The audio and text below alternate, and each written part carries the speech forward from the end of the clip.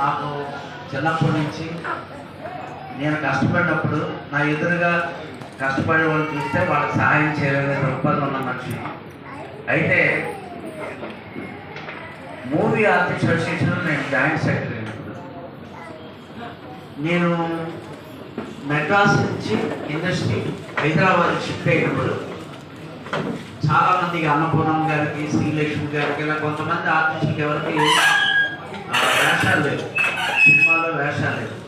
అప్పుడు నేను నరేష్ గారు, శివాజీ గారు వాళ్ళకి చెప్పాను, ఒక పని చేద్దాం, వీళ్ళందరికీ ఒక బుక్లెట్ ప్రాజెక్ట్ తయారు చేద్దాం, వాళ్ళ నెంబర్, ఫోటో అంటే ఇప్పుడు ప్రొజెక్ట్ ఎలా ఉన్నారో అలా ఆ ఫోటో తీసి ఒక ప్రాజెక్ట్ తయారు చేసి ప్రతి కంపెనీకి తిరుగుదా.